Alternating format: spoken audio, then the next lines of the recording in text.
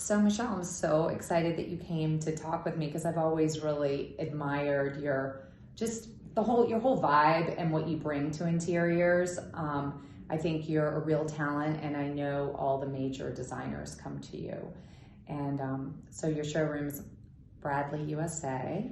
Bradley USA, and thank you so much for having me. It's a pleasure to be here. Well, I'm so excited. We've been able to hang out a little bit with Melanie Turner, and at her house. And so I feel like I know you really privately more than I know you through the business. Well, I remember the first time, not the first time I've met you like over the years. So we were, I mean, it's been years now since the first time we met, like maybe like over 10 years, maybe Right. 15 years. And for as long as you have been best friends with Melanie, I've always known that you're like her sidekick. So Sarah and I have spent Christmas together. And it's always been over at Melanie's, and that I think was like always her strength. Like she would share all her friends, and she was, just a very generous person. So that was one thing that we got out of it. And so my daughter, and my sons and my husband, we were over at Melanie's house, and we saw you. My daughter saw you across the room, and you were always known, like I never even knew, I didn't know like Sarah Pearson. I just like knew in my head that you were Sarah with Style, and I was like, oh, there's Sarah Style. And then, yeah. So embarrassing. No, it was like amazing. So I was like, there's Sarah with Style. And then my daughter, she's kind of really knows, like a really edited person and knows a lot about style. And so we saw you at the, because Melanie had like a group, like her family, and then some friends, and then us, and, small group. And then she saw you, and then she was like, hey, who's that? Who's that in those ripped jeans and that beautiful, like, white, perfect t-shirt with the belt all tucked in, and, and your hair and everything, like, just like always like effortlessly stylish. Oh, that's nice. What Caroline, like, and we, and I was like, oh yeah, that's Sarah. But that's a good segue, because I feel like your showroom is really about effortless style. Like it's not really stuffy furniture, or it's not typical wallpaper. It's very edgy and understated. It's not something that like, it looks moneyed, but effortless. I don't know how to explain it. I like money. Money. No, but it does look money because it looks sophisticated. And then I had never bought anything from you until recently, when I got the wallpaper for my house, and I went to Stephanie and Keith's house, Keith Summerhour, who's been on my podcast, and they had this wallpaper, the Title Mist wallpaper by Emma Hughes, in their hall. And I was like, oh my God, that's so cool. And now I have it in my powder room, but it's just, I want to hear, like, did you discover her and think that would be perfect? Or how did you come in contact with her line of wallpapers?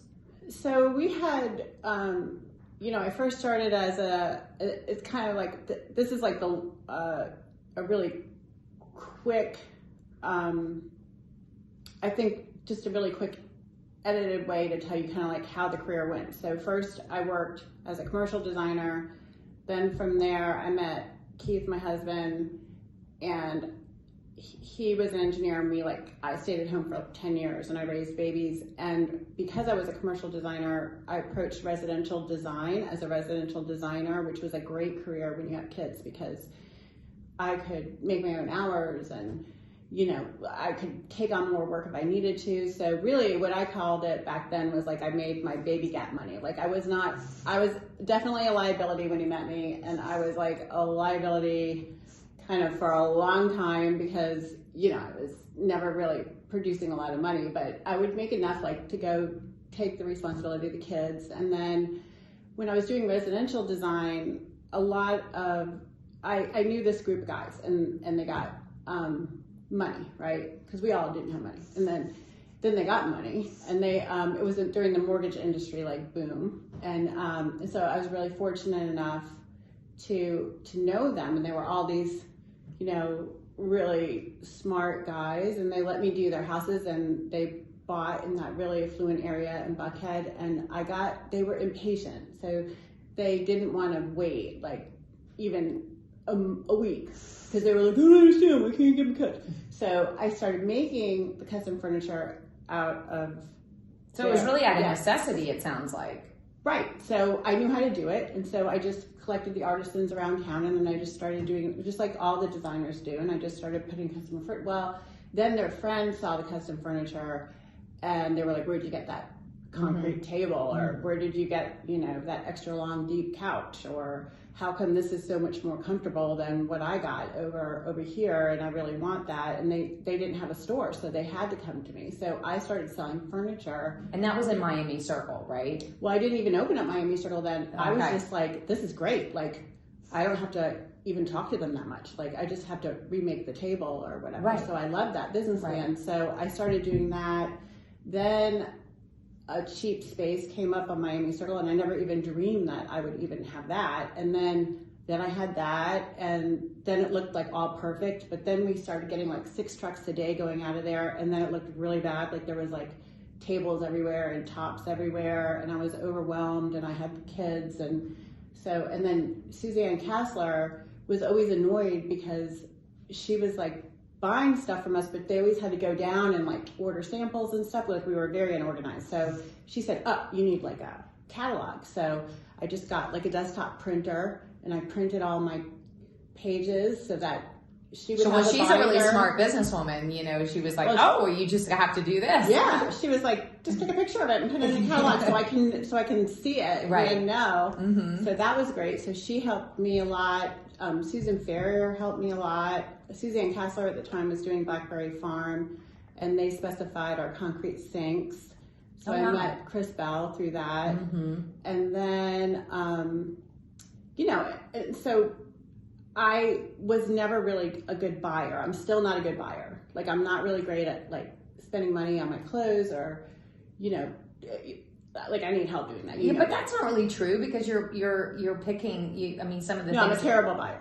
Like I can't like go buy a lamp for a retail store, and then after you buy it, go get another lamp and put it there. Like I can't do that, and I can't organize that. Like that's a pain. Mm-hmm. So I was much better at doing more architectural, bigger items, and that is why the showroom looks like it does, because it's more gallery-like, not a lot of accessories.